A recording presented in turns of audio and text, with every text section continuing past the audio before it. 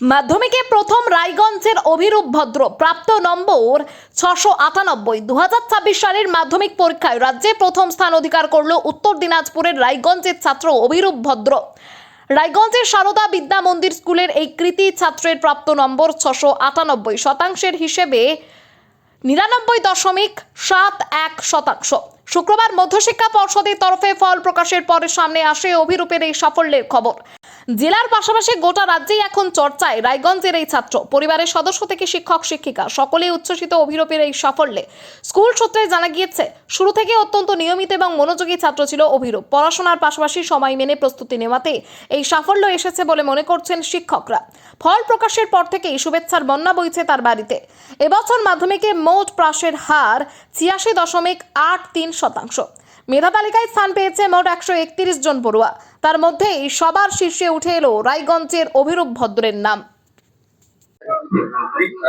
তোমার নাম? আমার নাম অভিরূপ ভদ্র। কোন স্কুলে পড়তে? আমি সারদা বিদ্যা মন্দির রায়গঞ্জ উত্তর দিনাজপুর এই স্কুলে পড়তাম। আজকে তো রেজাল্ট বেরিয়েছে, এখন অব্দি কি জেনেছো, কত নাম্বার এসেছে তোমার? এখনো অবধি আমি লাইভে যা দেখলাম, ঘোষণা করলেন যে 698 পেয়ে আমি প্রথম হয়েছি। আর তারপরে আর দেখার সুযোগই হলো না, এত লোকজন আসলো। কতটা প্রত্যাশা ছিল, কতটা পূরণ হলো?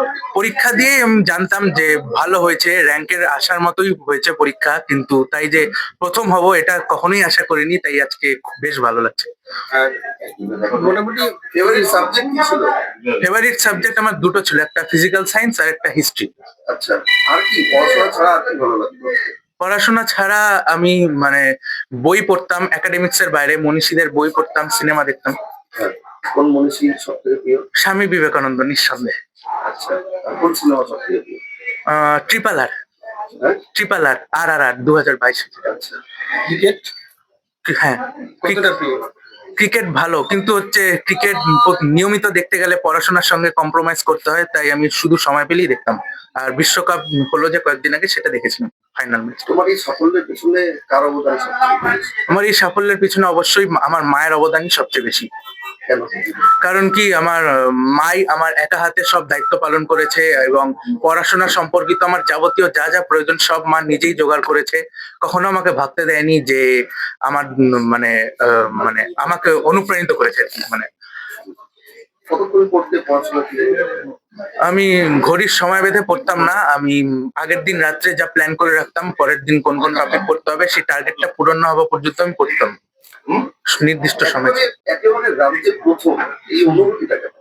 এই অনুভূতিটা সত্যি আশ্চর্যজনক, একটা শিহরণ অনুভূত হচ্ছে।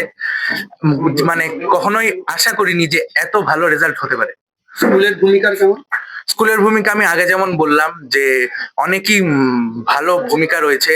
স্কুল থেকে যে সমস্ত পদক্ষেপ গ্রহণ করা হয়েছিল তা আমাদের সকলকেই অনেক লাভবান করেছে এই ক্ষেত্রে। আগামী দিনে বড় হয়ে কি হতে চাও? বড় হয়ে আমি একজন সফটওয়্যার ইঞ্জিনিয়ার হতে চাইছি আপাতত, এবং সেই নিয়েই পড়াশোনা শুরু করেছি। খাওয়া দাওয়া কি পছন্দ তোমার? খাওয়া দাওয়া মানুষ যা খায় আমি আর কি বলবো। একটা তো বিশেষ ফেভারিট ডিশ বিরিয়ানি। আগামী দিনে যারা পরীক্ষা দেবে তাদেরকে কি বলবে? আগামী দিনে যারা পরীক্ষা দেবে তাদের উদ্দেশ্যে আমি একটাই কথা বলতে চাই যে প্রতিদিন পড়ো, ধারাবাহিকভাবে পড়ো। ডিসিপ্লিনটা নষ্ট হলে মেকআপ করা খুব মুশকিল। আমি বললাম যে সময় বেঁধে আমি পড়তাম না, আগের দিন যে টপিকটা স্থির করে রাখতাম সেটাই পরের দিন কমপ্লিট করার চেষ্টা করতাম। এবং হ্যাঁ, যদি একটু আগেই হয়ে যেত তাহলে আমি নেক্সট দিনের টপিকটা ওই দিন শুরু করে দিতাম। তোমার হচ্ছে প্রাইভেট কটা ছিল? আমার 9 জন গৃহশিক্ষক ছিলেন, তাদের কাছে আমি পড়তাম।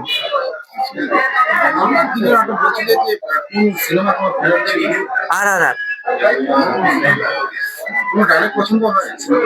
না, আমি সিনেমাকে এমনি সিনেমা হিসেবে দেখি, কোনো হিরোকে আইডলাইজ করি না, তাই জন্য ডায়লগ করছি। সেরা নায়ক আল্লু অর্জুন আমি বলবো। দিদি, আপনার নাম? আমার নাম ইন্দ্রাণী চৌধুরী। ছেলের এই সাফল্য কতটা আপ্লুত? আপ্লুত আমার কল্পনার মতো ভাষা জানা নেই এখন। ছেলে তো বলছে বারবার করে যে মায়ের সাহায্য ছাড়া আসলে ওর তো গার্জিয়ান বলতে আমি একা, ওর তো বাবা নেই, এবার সব দায়িত্বটা আমাকেই সামলাতে হয়েছে। এবার সেই জন্যই ও বলেছে হয়তো সেই কথাটা, কিন্তু পড়াশোনার ব্যাপারটা ও নিজেই স্কুল তো আছে, স্কুল মানে প্রচুর ভাবে ওকে সাহায্য করেছে। আর টিউশন যারা পড়তো সেই টিচাররাও তো অনেক হেল্প করেছে। আর বাকিটা ওর নিজের কৃতিত্ব। ছেলে হ্যাঁ, পড়াশোনায় ভালো আপনি তো জানতেন, হ্যাঁ, ও কিন্তু ছোট এতটা থেকে আশা পূরণ হবে সেটা কি ভেবেছিলেন? না 10-এর মধ্যে থাকবে সেটাও ভেবেছিলাম। মানে ও পরীক্ষা না সম্ভাবনা কবে থেকে তৈরি হলো যে দশের মধ্যে হবে? বলছি যে হলো ও পড়াশোনায় ছোট থেকেই ভালো, কিন্তু স্কুলের পরীক্ষাতেও কোনোবার ফার্স্ট হয়নি। কিন্তু এইবার মাধ্যমিক যে টেস্ট পরীক্ষা হলো স্কুলে, সেই পরীক্ষাতেও প্রথম ফার্স্ট র্যাঙ্কটা করেছে।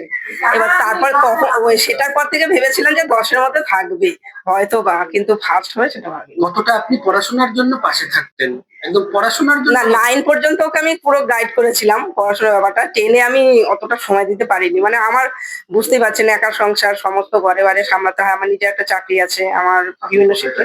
আমি নার্সিং স্টাফ রায়গঞ্জ মেডিকেল কলেজে। আমাদের 3 শিফটের ডিউটি, মানে প্রচুর চাপ আর কি।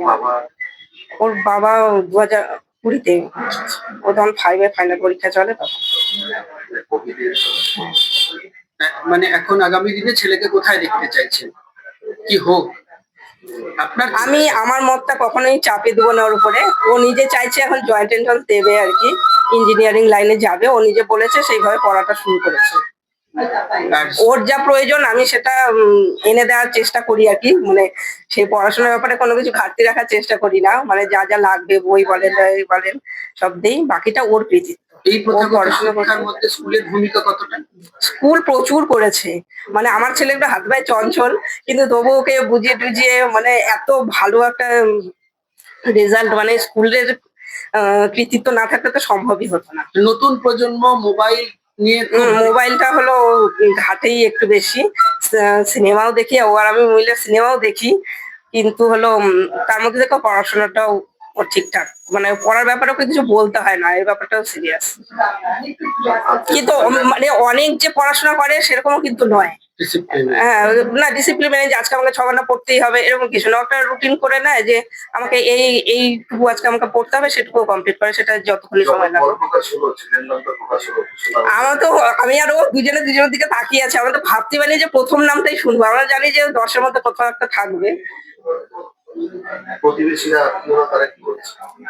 আমি তো ফোন আসছে, সবার ফোন ধরতেই পারছি না। ভারতীয় পক্ষ থেকে অনেক শুভেচ্ছা। Thank you. আপনারা আশীর্বাদ করুন শুধু ছেলেকে, ও যেন জীবনে এগিয়ে যেতে পারে, ওর লক্ষ্য পূরণ করতে পারে। বাবা চলে যাওয়ার পরে মা হিসেবে মা বাবা দুজনেই আপনি, এই লড়াইটা কতটা কঠিন? অনেক কঠিন, অনেক কঠিন। কোথাও আমি সামাজিক অনুষ্ঠানে যেতে পারতাম না, মানে সময় বের করতে পারতাম না। এই জন্য অনেকে অনেক কথা বলে, কিন্তু আমি সেগুলো ইগনোর করে গেছি। আমার কাজ, আমার ডিউটিটা কঠিন একটা চাকরি সেটা, বা আমার বাজার ঘাট থেকে আরম্ভ করে সমস্ত কাজই আমাকে একা করতে হয়। এবার যাই হোক, মানে লড়াইটা যথেষ্ট কঠিন ছিল। পড়াশোনা করতে, হ্যাঁ, পড়াশোনা কতক্ষণ করতে? না নির্দিষ্ট রুটিন মেনে কোনোদিনও করতো না। এবার মাধ্যমিক পরীক্ষা দিতে হবে, তার আগের জন্য মোবাইল ঘেঁটে দেওয়া, পরীক্ষা দিতে গেলে এরকম আর কি। কিন্তু পড়াশোনা যখন করা তখনও করে নেয়, বলতে হয় না পড়তে।